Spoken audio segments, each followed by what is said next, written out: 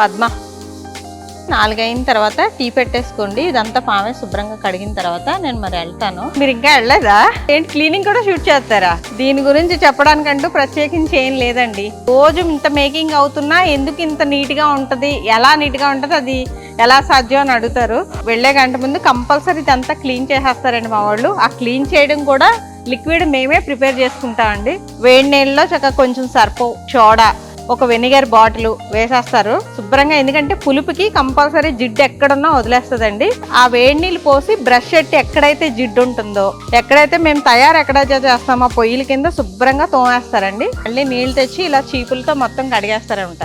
కడిగేసిన తర్వాత చక్కగా ముగ్గులు పెట్టిన తర్వాతే వీళ్ళ పని కంప్లీట్ అవుతుందండి. ప్రతిరోజు చేసే పని ఇదే, అందుకనే ఇంత నీట్గా ఉంటుంది. వాటర్ అస్సలు తగలకూడదండి. మంచి నీరే మనకి శత్రువు. సో పచ్చళ్ళు ఉన్న దగ్గర కూడా అలా నీళ్లు వెళ్లకుండా ఏంటంటే తడిగుడ్లు పెడతారనమాట. అంటే ఒకళ్ళు వేడి నీళ్ళతో ఒకసారి పెట్టేసిన తర్వాత మళ్ళీ ఇంకో నీళ్ళతో పెడతారనమాట. పచ్చళ్ళు ఉన్న దగ్గరికి నీళ్ళు వెళ్ళలేము.